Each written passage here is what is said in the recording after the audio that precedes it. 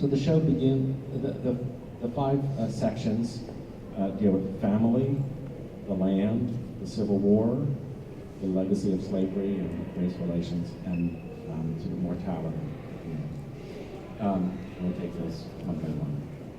And am I right that we've got a sort of 2-hour period? Okay, so we'll, I'll ramble a little bit, but you all ask questions too, and so we'll just keep it informal. And particularly ask me questions if you want to know if there are things about how you communicate things to the public or what the public might ask, please speak up. So it's useful to the task to do that. So the first section has to do with family. Sally in the mid-'80s had 3 young children, camera always at hand, and so that was her subject. And her representation of childhood and parenthood it's not this childhood in a sentimental way.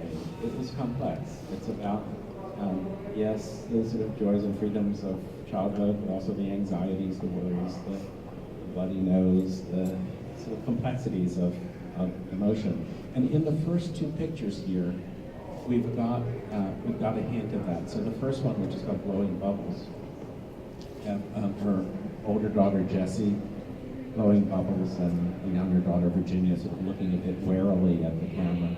And of course, that bubble is a perfect metaphor for childhood. This thing that is so beautiful, so free, so floating, so delicate, and so fleeting at the same time, right? And so there's the joy of that. There's the baby doll. Everything is sort of, it seems casually arranged. This takes place at the cabin along the Maury River. The Mann family has a large farm that is outside Lexington, Virginia, along the bend in the Maury River. And in the summers, they would spend the summers down at the cabin that's alongside the river. There's no electricity, no running water. It's just kind of Edenic, sort of rustic paradise air, and they live alongside the river. And it's just something private and sort of a private Eden. And the picture that it's paired with is one called Jessie Bites. And you see Jessie, instead of blowing bubbles, here she is in war paint with a very sullen expression on. And you see the teeth marks in Sally's arm. But actually, and so it's about kind of these 2 conflicting desires of attachment and independence that are part of growing up. But it's also important to know that this is a staged picture. It sort of happened, but then it was recreated for the camera. Sally bit her own arm to put the teeth marks there, and Jessie recreated this expression. The kids knew how they were sophisticated about the camera was always there. They knew how to act. They knew how to furrow their brow or look angry or whatever. And it's important to realize that so many of the pictures that we see in this series are collaborative efforts. Sometimes something that Sally observed and then he sort of recreated it. Sometimes kids themselves had ideas for photographs. And you may remember that these works were published in a book called Immediate Family in 1992. And when that came out, it got caught up immediately in the culture wars that were going on at that moment. So Jesse Helms and attacks on the NEA, things like that. And there was a lot of questions about questioning of Sally's parenting, that the kids looked angry, cold, icy. So, well, they were acting. And the kids themselves said, it's not a picture of me. Yeah, it's a picture of me, but it's not me. And at the time, before the book was published, the kids were able to detail any picture that they were uncomfortable with, and to this day, they feel comfortable with everything and proud of it. And it's hard. I think it was a particular moment when those pictures came out, and the fact that there was nudity in the picture. But I think if you think back to the history of photography, there may be examples of 19th century Julia Margaret Cameron photographing naked children as angels and things like that. And so it's just, I think it had to do with the moment at which they were published. And I think there's been a certain care to show that that's not what all of the family pictures were about. It was a broader portrayal of the family relationships. Sally herself says she was, she didn't wear clothes until she went to kindergarten. She sort of put out with the dogs in the morning and ran around the property, and that was her life.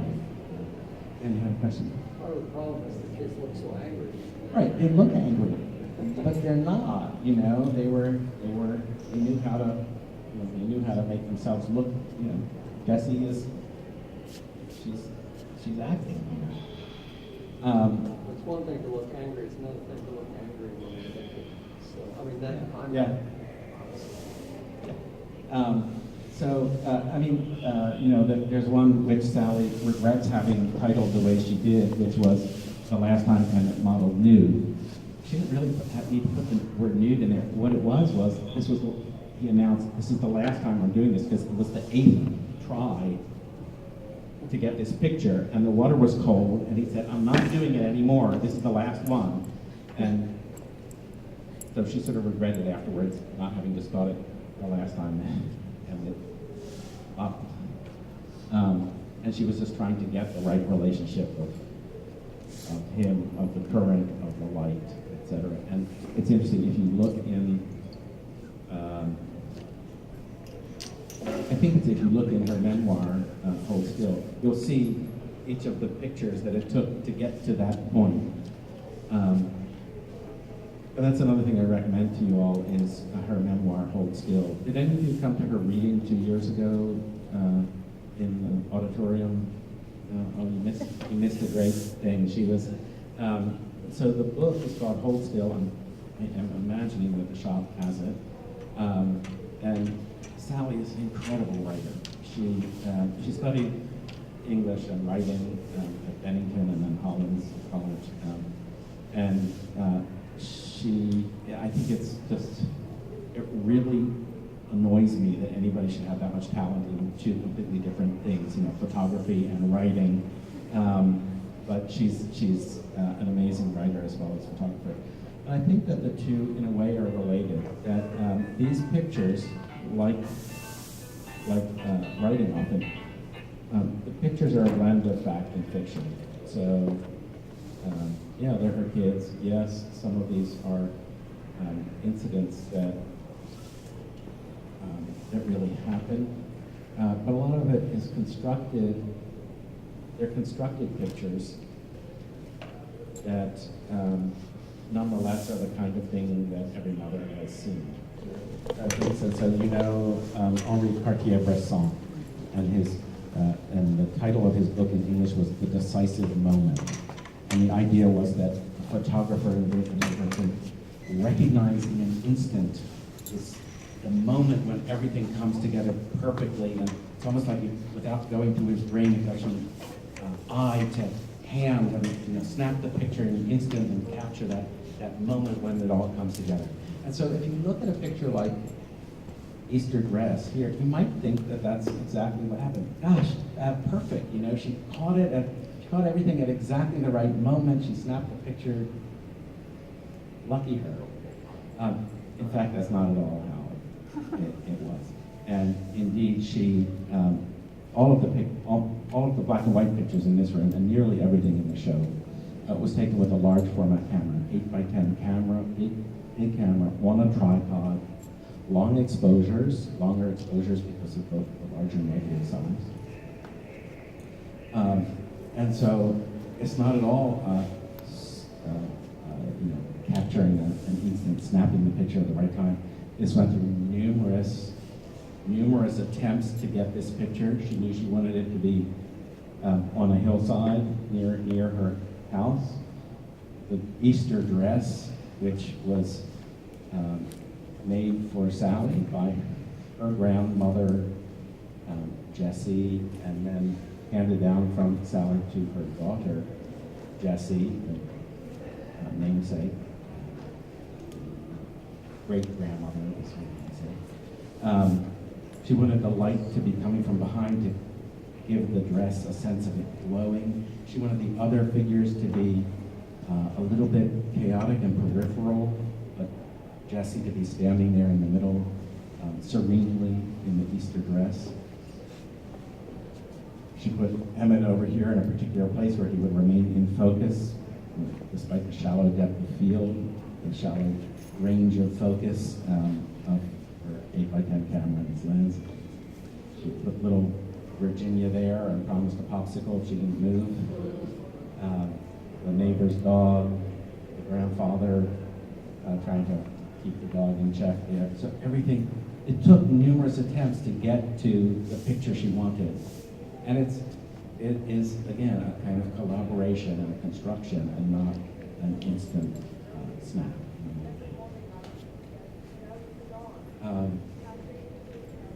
Pictures like this one, gorgeous. This was one that was suggested by the kids. And so they did their play acting of putting on makeup and such for Sally, for the camera. Gorgeous.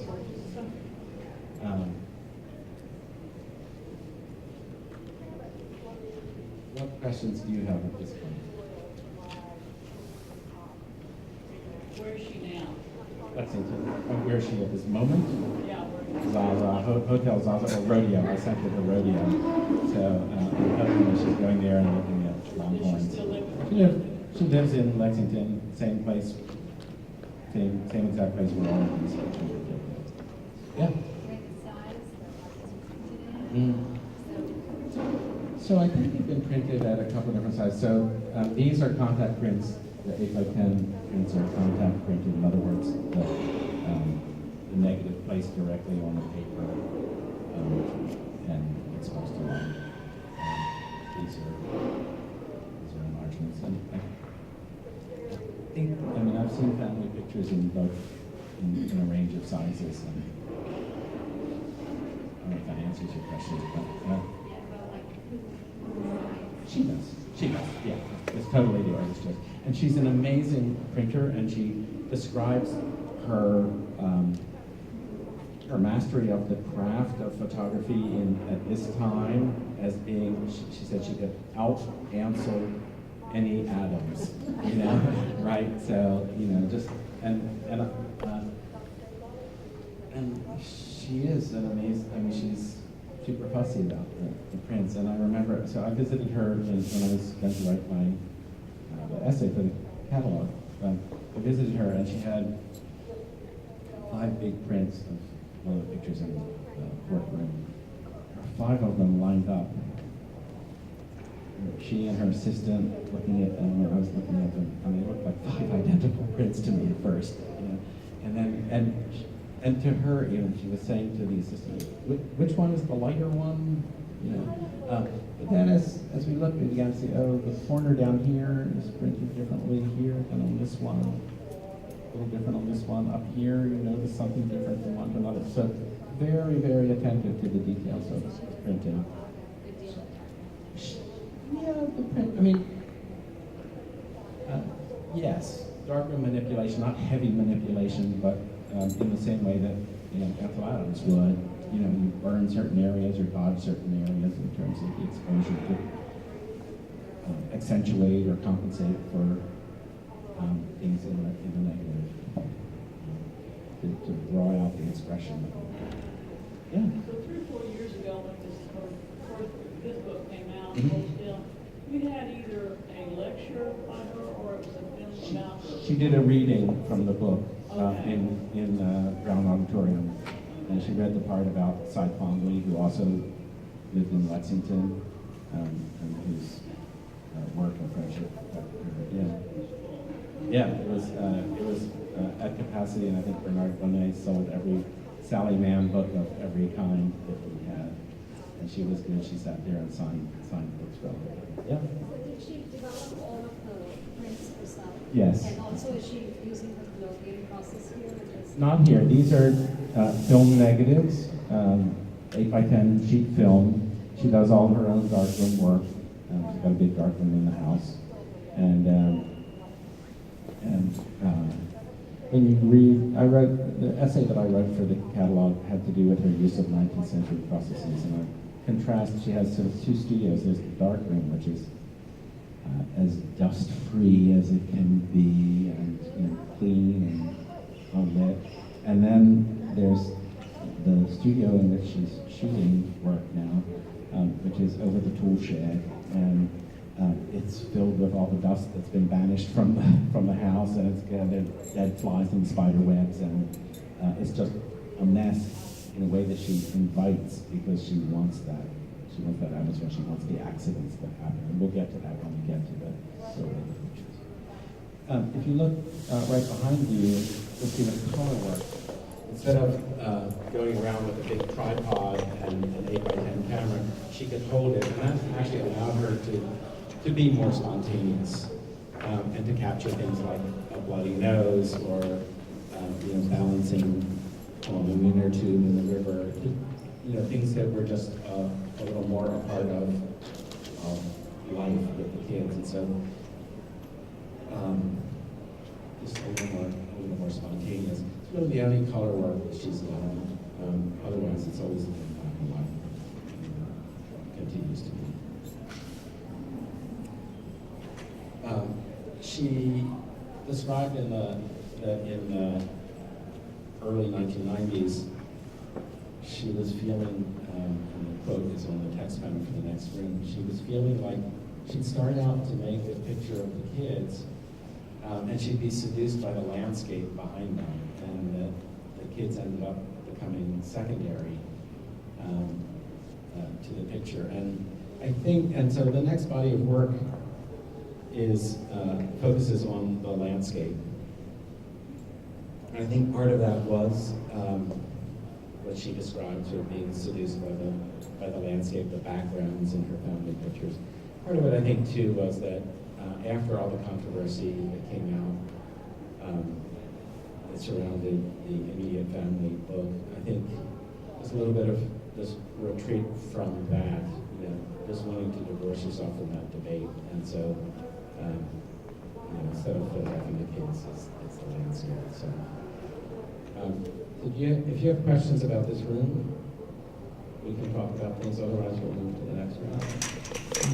1993, 1994, she began photographing the landscape that she knew so well, the landscape of the Shenandoah Valley of Virginia.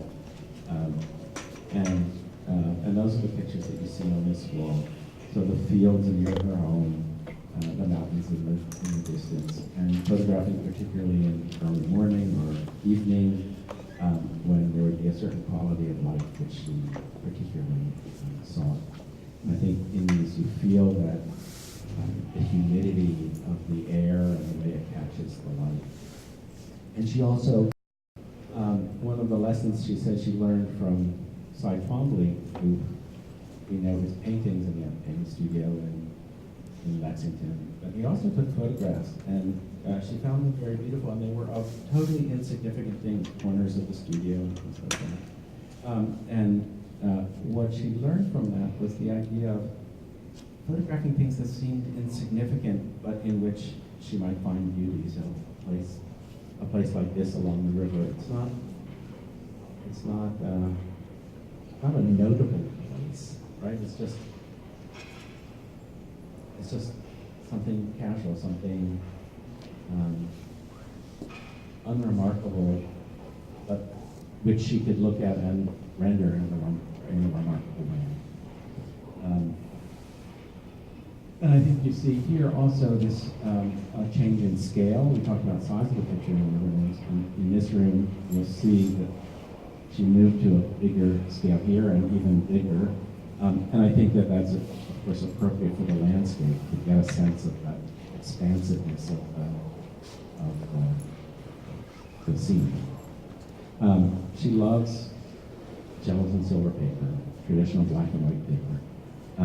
She wanted to soften it, and so the reason that these have a kind of yellowish tint, the way she achieved that was dipping it in tea, and just to cut down on the contrast, just to give it a little bit of a glow that was not modern, but felt a little more natural.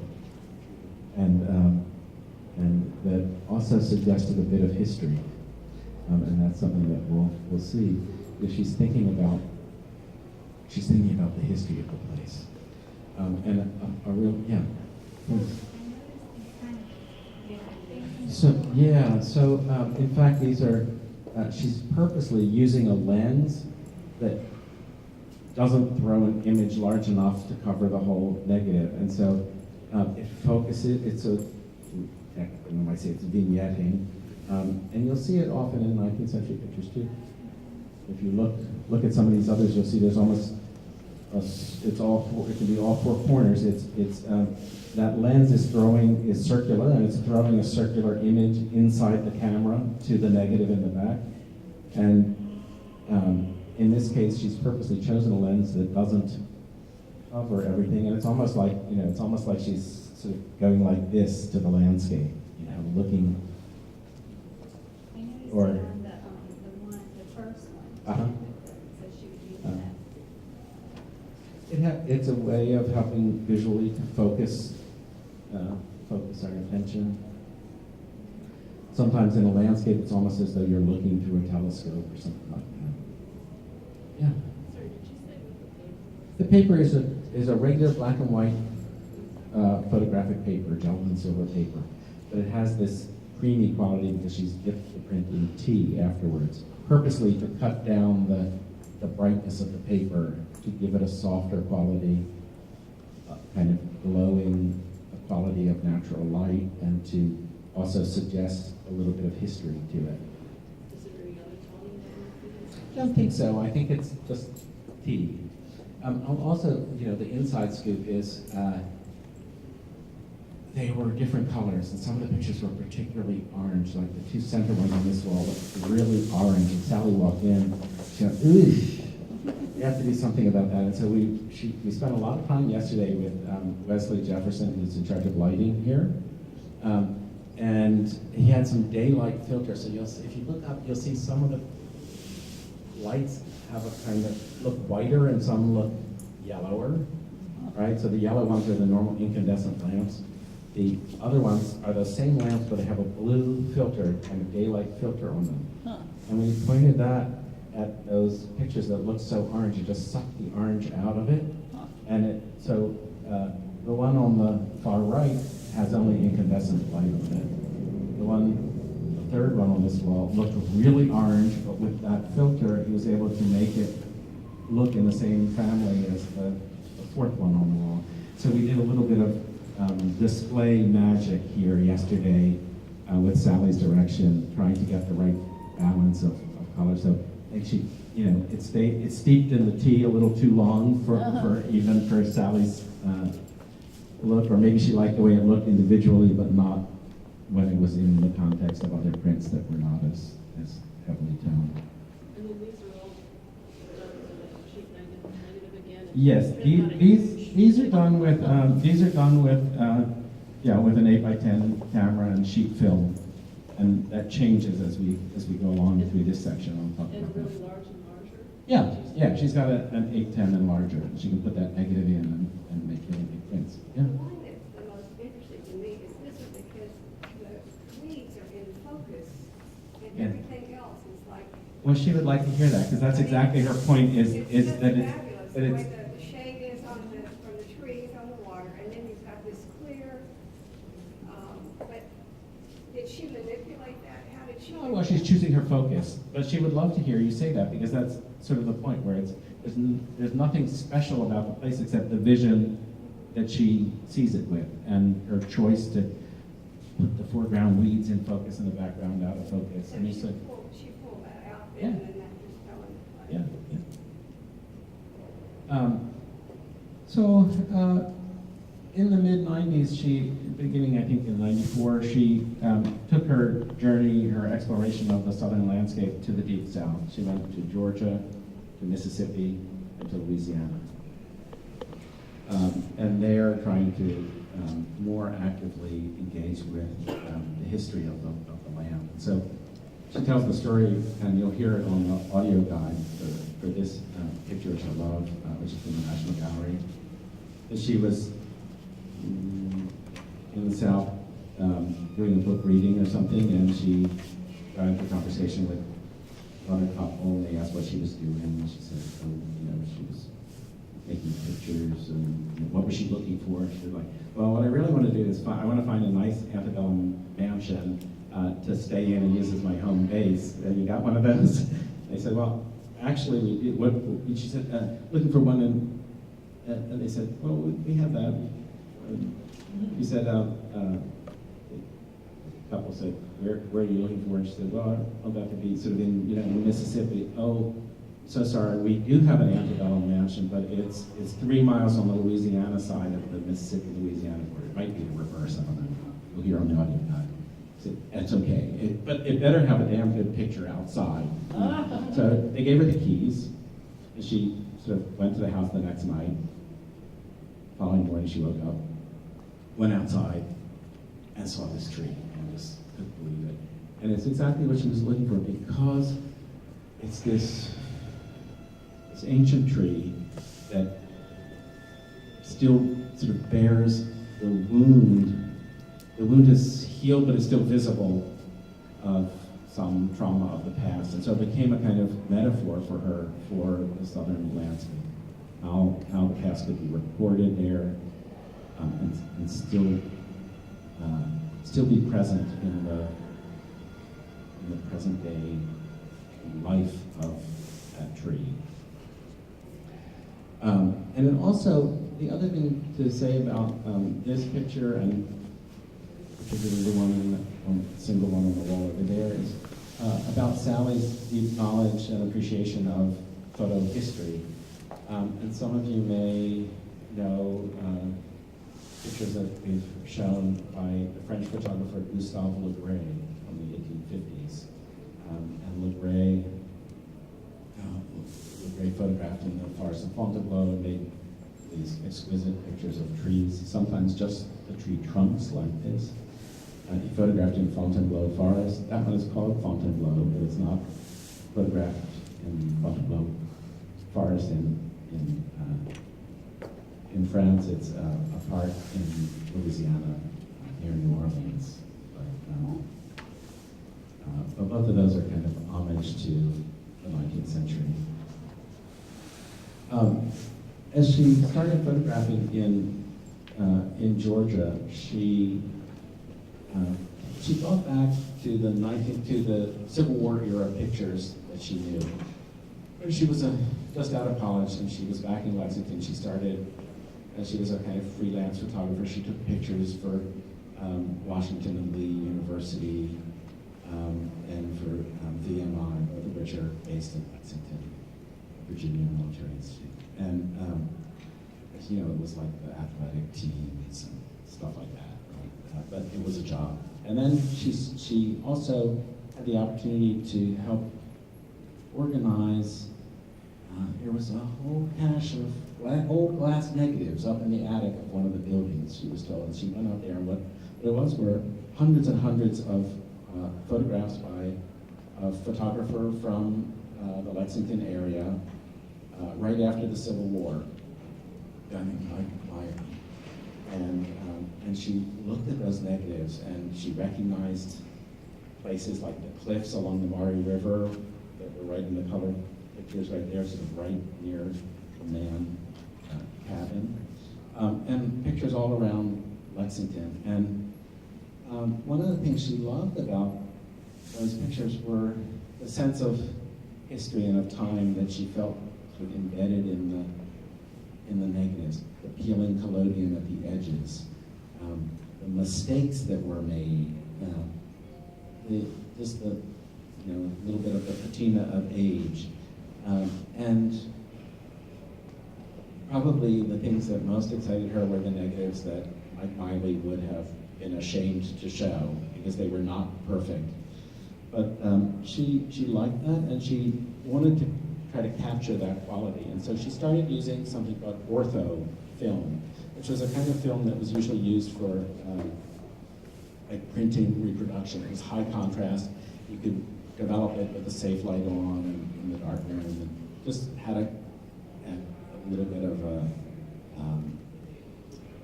gave her a little more freedom in terms of how she worked, and she could play with it a bit to try to get higher contrast or make those pictures look not as beautifully, smoothly toned as the ones on that wall, but something of higher contrast. And then at a certain point, I'd have to look at my own essay probably, but by the latter 1990s, she actually learned how to use collodion, what we call sometimes wet plate photography, the standard process of the 19th century glass negatives, the kind of things that Civil War photographers used. She got some instruction from two photographers up in Rochester, Mark and France Osterman. And you'll see, Mark now is the process historian at George Eastman House, Museum of Photography in Rochester. And you'll see, in the case over here, you can see Mark Osterman's sort of self-published manual about how to make collodion negatives, and it's Sally's copy, and it's all just, covered in chemistry and pencil notes and everything else. You get a sense of her working method in a way. So she learned how to use that 19th century process, and for her that sort of evoked the historic period. At the same time, I asked her, well, why didn't she use 19th century printing processes? Why didn't she use albumin paper or salted paper, the kinds of things you'll see downstairs in her history of photography? So she loves she loves cut and silver paper, and she didn't want to be like they weren't ye old photographs, right? She was making contemporary photographs. The scale would convey that, the medium would convey that. At the same time, she wanted to sort of evoke the past, but not imitate it. Yeah. Some of these in this room are reminiscent of an exhibit we had here, Monet of the Seine. Oh. Would she have referenced that at all, or? Well, I don't know that she would have referenced it exactly like that, but Sally's, deeply knowledgeable about art history, and so I would say that the quality of light that she was searching for is similar to the quality of light that Monet was searching for, and so without it being a direct reference, it's a similar sensibility. It's fair. I want to, yeah. Just a question, Malcolm. I'm curious to know if Sally provides the photos framed already, or is it the museum who does them? This is her specified framing for them. Okay. Does it make any impact in the way a picture is perceived or read? The fact that it doesn't have any sort of white mark? Well, I think it does. I think that the heaviness of the frame is intentional here, and it makes it a little more of a presentation like a painting, less like a traditional print or photograph. And maybe it becomes a little more of a window into the scene without that hat there. And you'll see it changes as we go through. You'll see different kinds of presentation as we go. I want you to look at the three pictures on the opposite wall, because these are important to Sally. I think all of you know the story of Emmett Till. That story, 1955, deeply affected Sally as a child and haunted her throughout her life. She named her son Emmett after Emmett Till. And so when she went to the South, she went near Money, Mississippi. And the three photographs here are related to that story. So on the left, the Tallahatchie River, the Glendora, Mississippi Bridge here, where it's believed that Emmett Till's body was thrown off of that bridge with a heavy fan from a cotton gin tied around him. And, you know, in a certain way, it looks like a beautiful, peaceful scene like the ones over there, but there's also this, look at how she's done it with this branch that comes in, like a kind of gnarled hand of death coming in right into the picture. She could easily have stood at a different place. She could have moved a little bit forward and taken a different picture without that. So it's absolutely part of her thinking about what the meaning of the picture would be, and this kind of chemical teardrop here. It's accidental but fortuitous. And the picture on the right, the place she went with the help of people in the area to the place where they think Emmett Till's body was pulled out of the river. This sort of gash in the riverbank. This kind of nondescript place where something so consequential happened. Accidents, invited accidents of processing. And the picture in the center is not literally connected to Emmett Till, but its proximity, to the area where Till was kidnapped and killed, makes it relate to those. And this is a grave that she found and was told by local people that this was a traditional way of burying people, was to put the body down and to just pour the concrete over the body. So it's this concrete grave there by the tree. And so this sort of symbol of death, and of course, in a way, a kind of contrast to the open casket that we know as part of the Emmett Till story. Is there glass? Is there? There is glass. These have, and if you come up close, you'll see they have the non-reflective glass. But if you get up close, you can see the reflections. All of them have glass? All of the ones we've seen so far do. Yeah, if you get at a certain angle, but it's great. It makes us happy that you think that there's no glass, because that's the aim, right? When we get to the next room, actually, we'll see that they are not glazed. They are little robes, and it's important that the public keep their distance from them. There are two films in the exhibition. The first one is 9 minutes. It's Sally talking about and showing how the collodion process, that 19th century process with the negatives, worked and why she chose that. So she thinks of that land as being sort of blood-soaked, countless bodies buried there, and asked herself, whether, sort of like the scarred tree, does the land sort of hold still that memory of the trauma that happened? And what she's tried to do in the pictures here is to, instead of, she's visiting these battlefields. Has anybody visited Civil War battlefields? There's usually crowds of people, busloads parked in the parking lot, crowds of people sort of looking, and the Civil War reenactors know who moved from this part to that part and where the trenches were and stuff like that. It's not really what she was interested in doing. She was trying to convey something about the violence of what happened, tragedy of what happened, and the experience of individuals. Thanks. Hope you don't mind if I sit too. Oh yes. So in pictures like this first one, it feels as though there's just this tornado. These were actually taken during the daytime in full sunlight, using collodion, but that kind of, this is the angel of uncertainty she spoke about, right? The kinds of fortuitous accidents that might happen. They give a sense of something apocalyptic happening. Or here, on this side, these streets, these comets, which are really, they're dust on the plate that has interfered with the coating of the collodion, and yet it looks like she's sort of evoking that idea of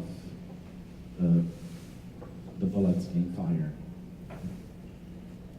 And so in here, she sort of invites those accidents. The one she calls Starry Night there was in the film where she purposely sort of sprinkled dust on it to interfere with the even coating. So instead of trying to out-Ansel Adams, she's purposely doing the opposite.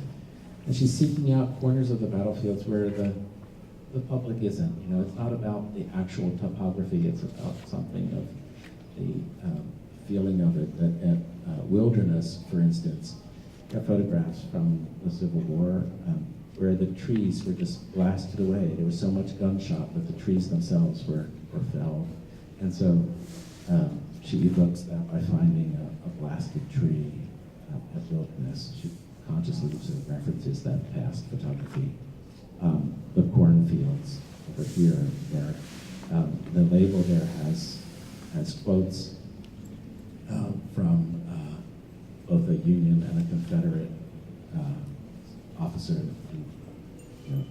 who each write back about the day's fighting and how it's as though the cornfield had been sort of cut down with a sigh. You know, just the amount of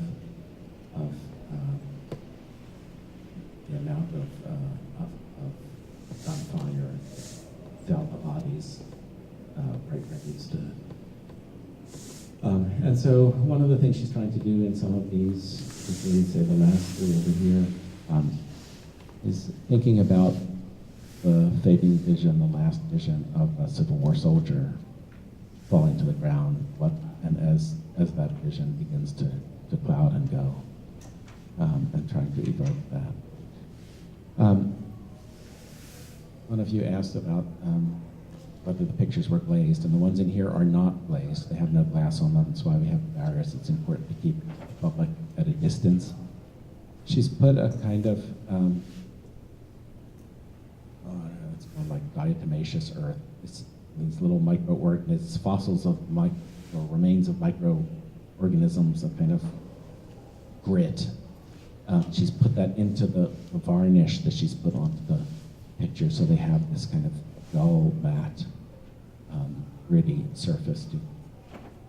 So sort of experimenting with that, and even a non-reflective glass on it would sort of change that experience, and so that's why these are unglazed.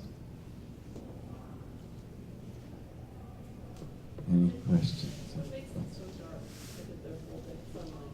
Well, how she's dealt with the exposure, for instance, you know, and how she's printed it.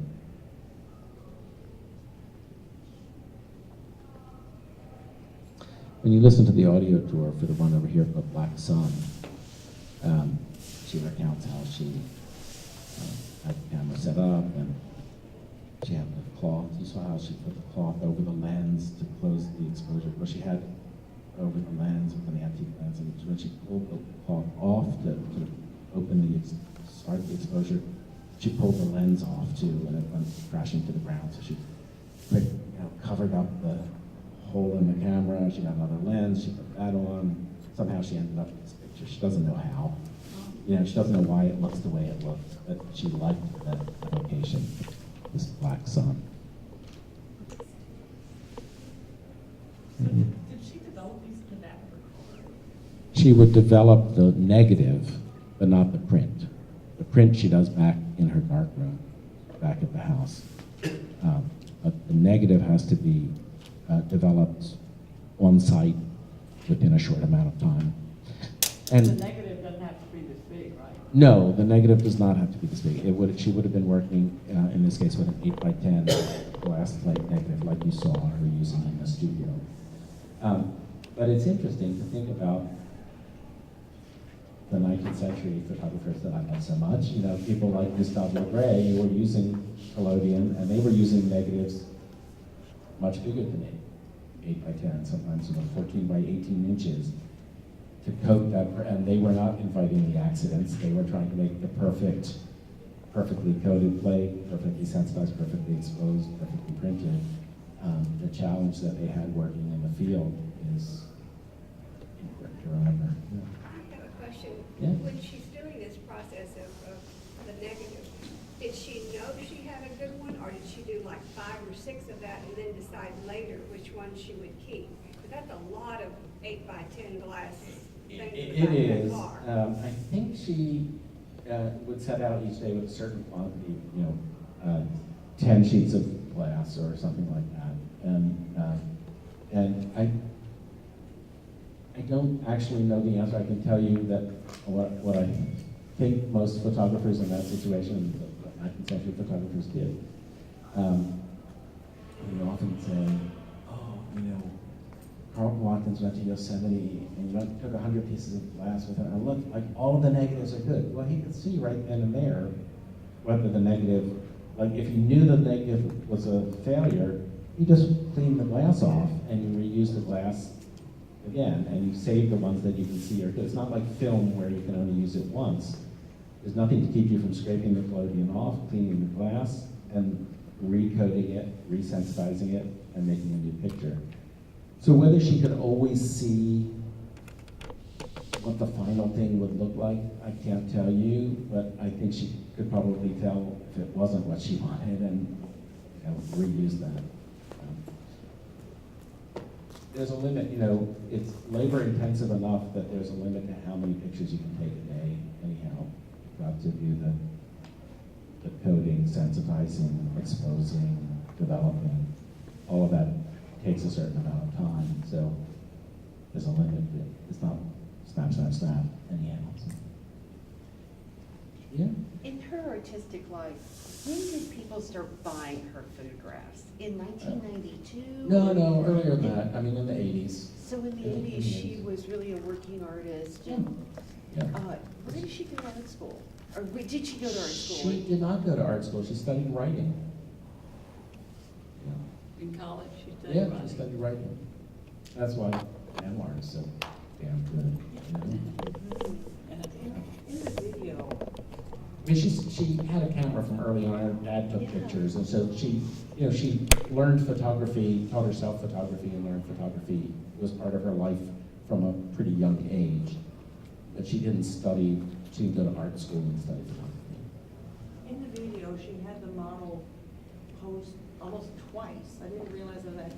So what she did, she set up the scene with the her fake ground glass there, so she could get the camera focused, get the scene composed and focused. But then she has to go get her plate ready. So she said, don't move, stay there, but don't move an inch. She went off, did her plate. That takes 5 minutes to do or something. Then she comes back and she puts the negative holder into the camera, pulls out the slide to let the light hit the prepared negative. So the person had to pose to get it all ready and then stay still. And then she went off, came back, made the exposure, and then she said, okay, you can move. Wow. So the act of posing for somebody who's taking a portrait with collodion, it's arduous. I mean, like if I got out my phone and I pointed it at you, you go like, stop, you know how we all are with that, and you try to hold still. Try to hold still for 15 seconds right now. Like take a pose and let's not move for 15 seconds. I'll count. Okay, ready? Everybody ready? 1, 2, 3, 4, 5, 6, 7, 8, 9, 10, 11, 12, 13, 14, 15. It's a long time, to hold your Well, pose. that's why in the 19th century, there's probably not a lot of collodion pictures of photos of people. No, there are, but often people had a certain brace, and like there would be a stand and a pole that came up and a little neck brace like that to hold you in place so you can move, which is why sometimes people look like they have a neck brace on. But also, the bigger the negative, the slower the exposure. So often portraits were smaller scale. Should we move on to the next one? Okay. So this section is the most complicated, largest and most complicated section in the show, and I think the one that is most challenging to explain, but most important also. And it's the one that deals with the legacy of slavery and race relations. And it has 4 different series of pictures. The one's called Two Virginias, the photographs of African American churches in Virginia, the small tintypes of the Dismal Swamp, and the large pictures of African American men. Sally, I said Sally grew up in Lexington, Virginia, and in fact, she was, in a sense, raised by that African American woman who was a domestic servant in the Mann home for 50 years, a woman named Virginia Carter, who Sally called Gigi.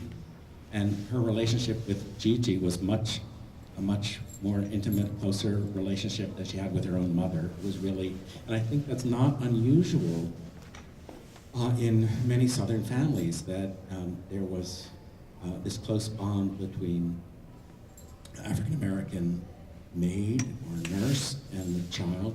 And it's one of the paradoxes that Sally tries to understand, that in public, that the sort of the culture of the South, up to the Civil War, but even into Sally's own age, the culture of the South was based on a strict segregation and separation of the races in public, and yet in their most intimate circumstances, that was erased, that bond was erased. And so there was this incredible closeness between Gigi and Sally.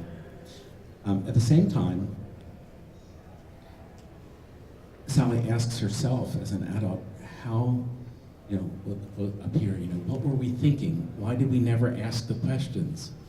That's the mystery of it, our blindness and our silence. She says, it never occurred to her to ask, well, when did Gigi celebrate Thanksgiving with her family? Right? How did Gigi pay for college for her kids? She sent her kids to college. Sally's parents were strong advocates of civil rights, and yet sort of blind at the same time to the fact that the history of slavery and the sort of structure of society in Virginia in the 50s when Sally was born, that still privileged her family and perpetuated a kind of structure that dated back to slavery. So this bond that she felt with Virginia Carter was so strong that she named her own daughter after Gigi. So it was Virginia Franklin Carter, Virginia Franklin Mann, her youngest daughter. And the 4 pictures that you see here are each called the Two Virginias. And so you see the young Virginia on the lap of older Virginia. The one at the far end there, I love those old, time-worn, strong feet of Virginia Carter, and the tiny little child's feet at the top of the picture, Virginia Mann. And this one, which was the last that Sally made, Gigi died in 1994 at the age of 100. And here, this taken in a nursing home where Gigi was, the last picture of the Two Virginias, and this kind of orchestration of the arms, as though, Sally says, as though conducting some unseen orchestra. So this spiritual bond that she felt with Gigi also is evoked in the pictures of the African American churches around her part of Virginia, which were a kind of spiritual refuge for the Black community. And that's what I would say the division of this section overall is, between a kind of spiritual existence and physical existence. And here she has purposely used expired gel and silver paper and sort of liked, again, the accidental and unpredictable qualities of what the color would look like or what the exposure would look like. I also want to mention that in the center here are family snapshots of Gigi and her family and Gigi and the Mann's family that just sort of explain a little bit more about that, the interweaving of those families. It was also nice, so last night there was an opening dinner for trustees and lenders and Gigi's grandson who lives here in Houston and his wife came, and it was really nice. And I said, no, you have to come back. He said, yeah, I'm bringing my grandkids, you know. But he was upset because in all the pictures in there was none that had him, and he brought another photograph along, hoping that Sally might be able to sort of put it in. He was sort of angry at his sisters, I think, that, you know, here there were all of these pictures. You will see in the second film, you will see Sally in conversation with Gigi's grandchildren, pretty sure grandchildren, and looking at family snapshots and all. It's a nice discussion. And Sally remembers going to church with Gigi. Her own family was not very religious at all, but she went to church with Gigi, and she remembers that feeling of when the whole congregation was sort of in full throat and sort of reaching for Gigi's hand and things like that. The other half of the room is about physical labor and physical refuge. So acknowledging literally the blood and sweat that went into building the South, the bodies of African American men that were so essential to what the South became, and also to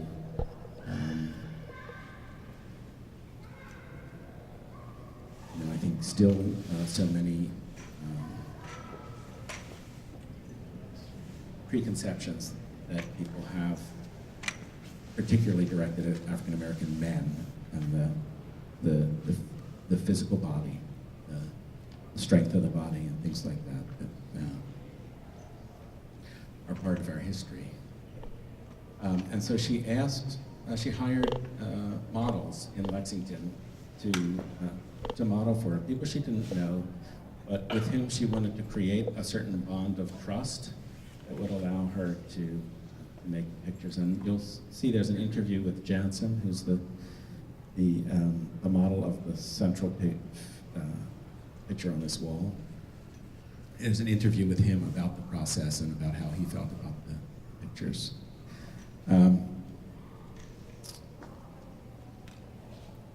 There's something else I was going to say about that, but I'll think of it in a minute. But interspersed with these are tintypes, again, a 19th century process. It's collodion, it's that same collodion, but instead of being on glass, it's on a piece of black metal, in this case, like lacquered aluminum.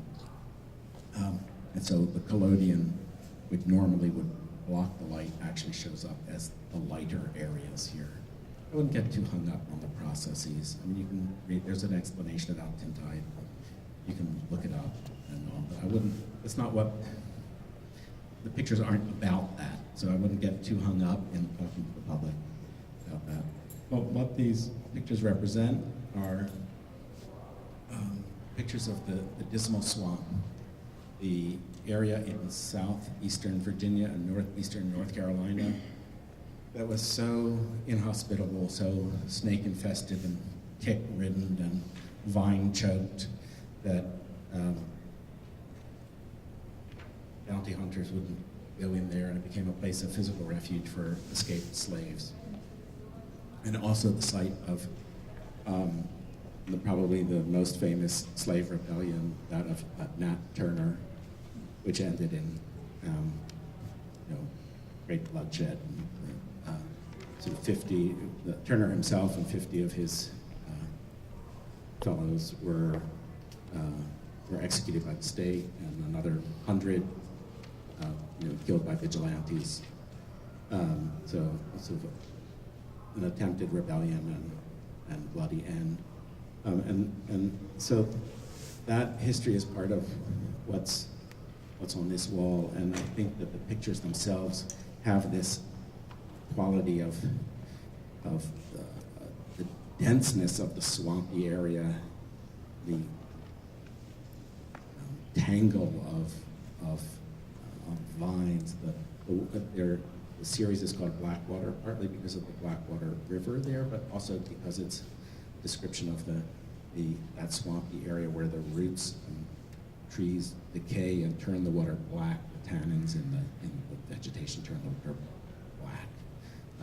And so that darkness and tangle is meant to evoke the inhospitability of the air. Still trying to remember what it was that I wanted to say about the large portraits, but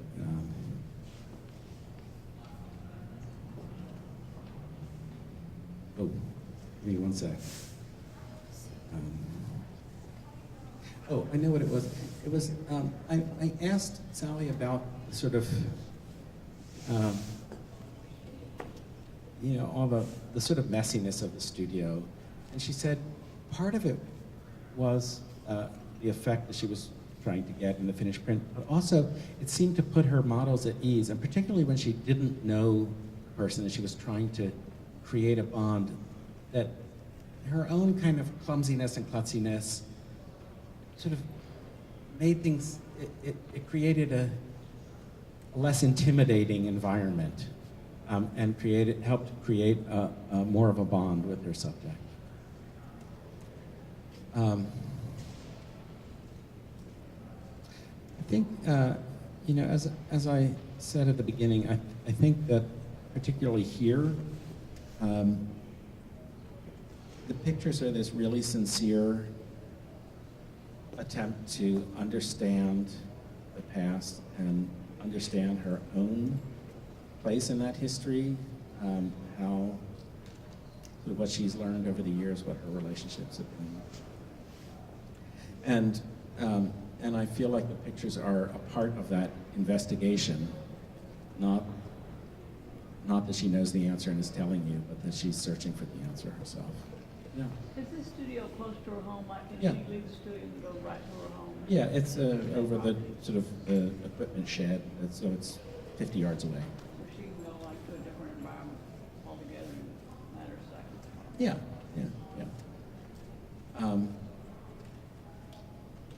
Is her house sort of undone like her studio? No, the house is a nice, comfortable house. I mean, you sort of see it a little bit you see the outside in the film, and the darkroom is very clear. And if you read the essay that I wrote, that's the contrast that I make is between that pristine darkroom and working area, and then the messiness of the studio. Other thoughts or questions? I will say that this is a part of the show that the curators were very nervous about in putting the show together. Right when the contents of the show were being determined was when there was a lot of controversy at the Whitney Museum about the Dana Schutz painting that was the open casket of Emmett Till. And there was that. There was the incident that happened at the Walker, which had to do with an American Indian massacre, I guess. I don't remember the specifics. But a monument that was meant to evoke and pay homage to that, but was taken as a kind of cultural appropriation. It was also when Charlottesville was happening. And I think there was a fear that, I think Sally felt that, and the curators felt that, they were worried that some people might look at it and say, yeah, privileged white woman in the South profits from the pain and suffering of African American men. And that hasn't been the case. I think that when people look carefully and read and know about Sally's work, that it's clear that it's a sincere attempt to bridge the divide. But it is something that the artist and the curators were concerned about. I think you as docents, as the public face of the museum, I mean, it's possible that somebody will sort of challenge you on that also. And I mean, all I can say is that sort of the rest of the section, the balance of this part and the relationship with Gigi was sort of meant to help give a context for for her relationship and for her search for a way to deal with that legacy on a personal level. Seems more like she's paying homage to these people. Yes, I think that's correct. I think she's acknowledging that, but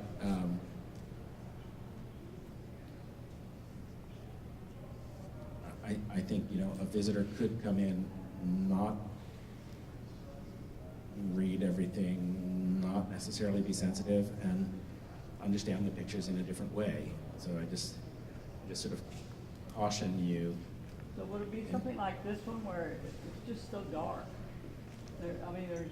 Well, I think it doesn't have to do particularly with her particular, how she's represented. I think it would be the fact that she is trying to represent the pain and suffering, the blood and sweat and tears of thousands and thousands of African Americans that built the South in a way that ultimately allowed Sally to have a relatively privileged life. And she acknowledges that. I mean, she acknowledges, and that's what she's trying to deal with, is that sense that she has benefited from that. And so how does she personally, as well as artistically, acknowledge that history? I mean, that's what, the quote up here, all my life, both emotionally and artistically, I've struggled to reconcile my love for this place with its brutal history. Yeah? When in her life career she started, taking the subject of race relations in the context of her photography, and it still is part of her. So these are the most recent pictures in the show. When they go back, the pictures of Gigi and of the two Virginias are from 1989, 1990, 1991.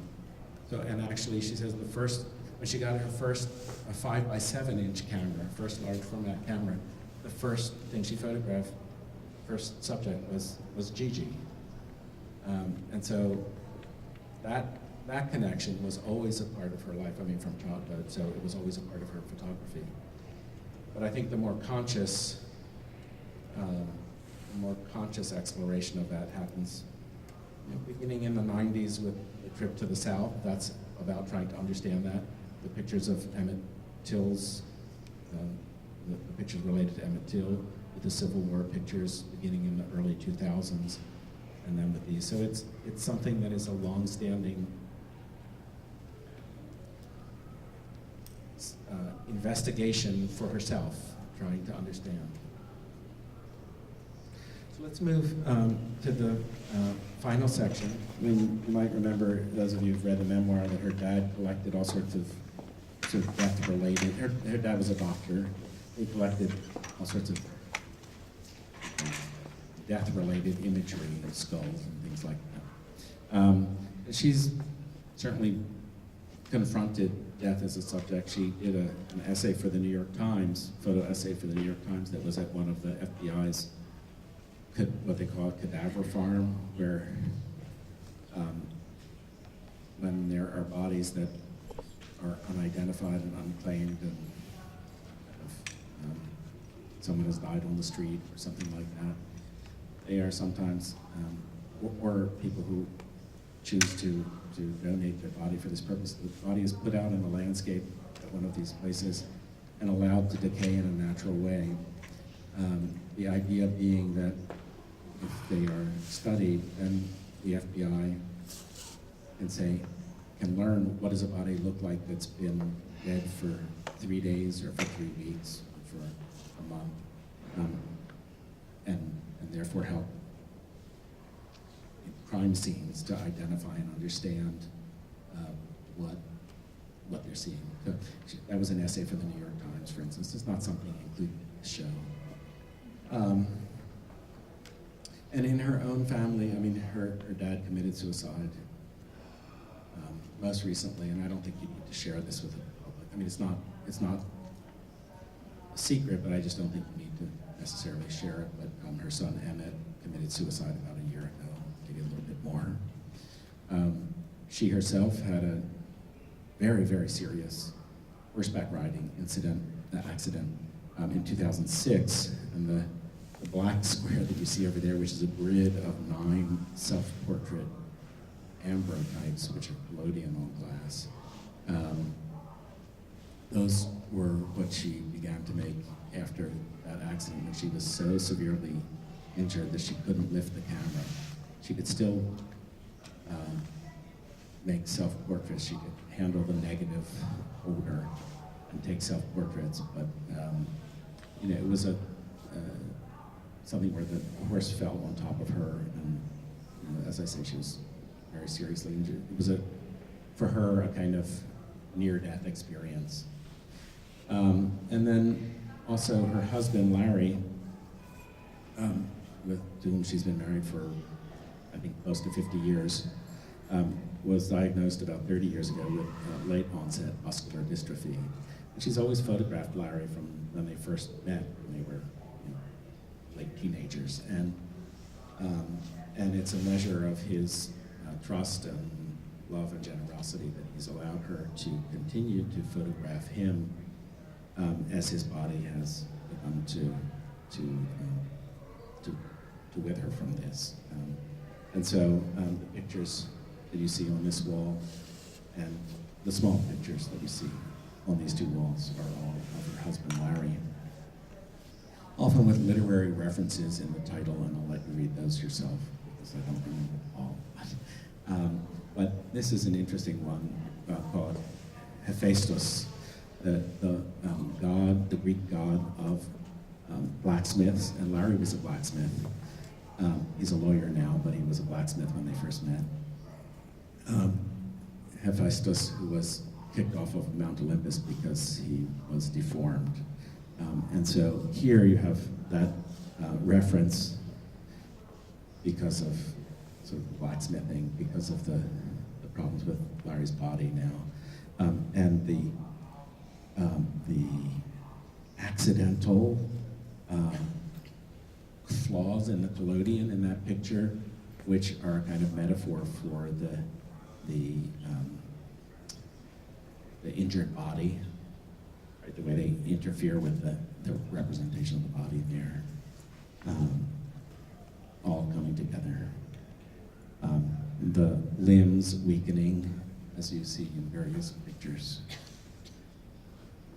The almost Christ-like picture, the second one over here, second small one, almost Christ-like representation of Larry lying down. So they're beautiful pictures and trusting pictures, as I say. And then the pictures of the children, the 2 triptychs of Jesse, Emmett, and Virginia, in each case. And those were long exposures. And she got them to, instead of putting their head back against the board like that, she had them lie down and put the camera over top of them and made an exposure looking down so that they wouldn't move during very long exposures. And the final picture in the show is one taken at the Mann farm, sort of Larry walking into the fields. It's a kind of farewell picture. And when we started this, I said that all of the thing that unified all of the sections was that they were all connected to the South, and their love of the South, and attempt to understand its history and reconcile that history with their love of it. And just in terms of this final section, there's a great quote from Sally at the end, which takes us back to the very beginning. And she says, "As ephemeral as our footsteps were in the sand along the river, so also were those moments of childhood caught in the photographs. And so will be our family itself, our marriage, the children who enriched it, and the love that has carried us through so much. What will last beyond all of it is the place." Right? That place that she loves so much. There's a second film in here, which I encourage you to watch. This one was produced by people at the Essex Museum, and it has interviews with Jansen, one of the models, with various African American historians, and with Gigi's family. And so the thrust of this film is about trying to understand the legacy of race relations. This is Jansen, whose hands you see in the picture in the center of that wall. And there's also a learning and interpretation department element on this, on the left side. And there are some cards. Hold on.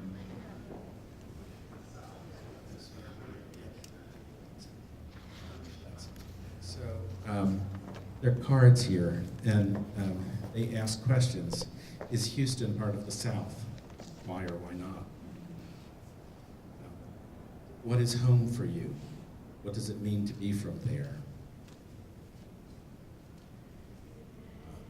What histories have shaped the place where you live?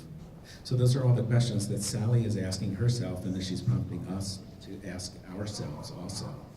And these will be, people can write their answers, put them in a box on the ledge, and then learning and interpretation will scan those, and they'll be sort of rotating on the monitor there so that people can read how other people have answered those questions.